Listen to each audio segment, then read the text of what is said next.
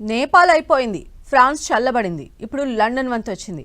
అయితే ఇక్కడ సమస్య వేరు. ఇతర దేశాల్లో ఆయా ప్రభుత్వాలపై జనంలో ఆగ్రహం రగలగా ది గ్రేట్ యునైటెడ్ కింగ్డమ్ గా చెప్పుకునే యూకేలో మాత్రం ఇతర దేశస్తులపై ద్వేషంతో జనం రగులుతున్నారు.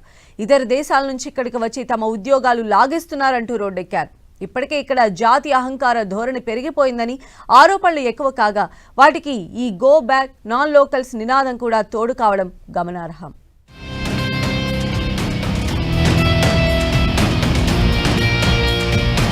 మా దేశంలో మేమే ఉండాలి, ఇంకెవరో కాదు. లండన్లో లోకల్స్ నిరసనలు. వలసలపై ఆగ్రహంతో రోడ్డెక్కిన లక్షలాది మంది జనం. ఆందోళనకు మద్దతు పలికిన ఎలాన్ మస్క్. పోరాడకపోతే చచ్చిపోతారంటూ వివాదాస్పద వ్యాఖ్యలు. లండన్లో టామీ రాబిన్సన్ నేతృత్వంలో జరిగిన భారీ వలస వ్యతిరేక ర్యాలీ హింసాత్మకంగా మారింది. దాదాపు 1.5 లక్షల మంది పాల్గొన్న ఈ ర్యాలీలో నిరసనకారులు పోలీసులపై దాడి చేయడంతో 26 మంది గాయపడ్డారు. వీరిలో 4 పోలీసులు తీవ్రంగా గాయపడ్డారు.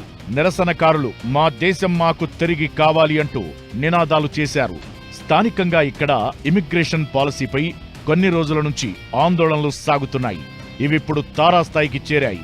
యునైట్ ది కింగ్డమ్ పేరుతో లండన్లో ఫార్ రైట్ కార్యకర్త టామీ రాబిన్సన్ ఆధ్వర్యంలో జరిగిన భారీ వలస వ్యతిరేక ర్యాలీగా మారింది. ఈ ర్యాలీలో పోలీసుల అంచనా ప్రకారం 1,10,000 నుంచి 1,50,000 మంది వరకు ప్రజలు పాల్గొన్నారు. వారిని అదుపు చేసేందుకు వెళ్లిన పోలీసులు నిరసనకారులతో గొడవ పడ్డారు. దీంతో విషయం విషమించడంతో జనం పోలీసులపై తిరగబడ్డారు. మొత్తం 26 మందిని గాయపరిచారు. వీరిలో 4 పోలీసులు తీవ్రంగా గాయపడినట్టు తెలుస్తోంది. ఈ సంఘటనకి సంబంధించి కనీసం 25 మందిని పోలీసులు అదుపులోకి తీసుకున్నారు.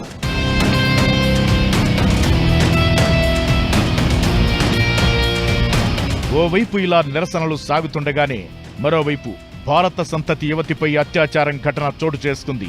పార్కులో ఉన్న సిక్కు యువతిపై స్థానిక యువకులు 2 జాత్యహంకార వ్యాఖ్యలకు దిగారు. ఆ తరువాత ఆమెను బలవంతంగా అత్యాచారం చేసి బెదిరింపులకు పాల్పడి అక్కడి నుంచి పరారయ్యారు.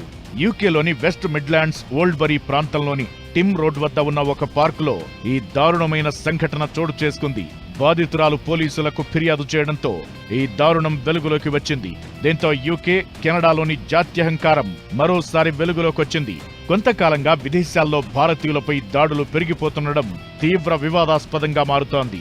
అమెరికా, కెనడా, ఆస్ట్రేలియా, యూకే లాంటి దేశాల్లో పలువురు భారతీయ పురుషులు, మహిళలపై దాడులు, అత్యాచారాలు జరగడం సంచలనం రేపుతున్నాయి.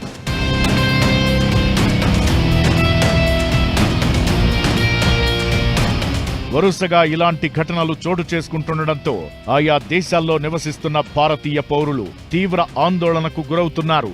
ఓవైపు ఇతర దేశస్థులను అనుమతించవద్దని నిరసనలకు దిగడం, మరోవైపు ఇలా దాడులు చేయడం చూస్తుంటే లండన్, యూకేలు మిగిలిన దేశవాసులకు సురక్షితం కాదనే వాదన బలపడుతోంది.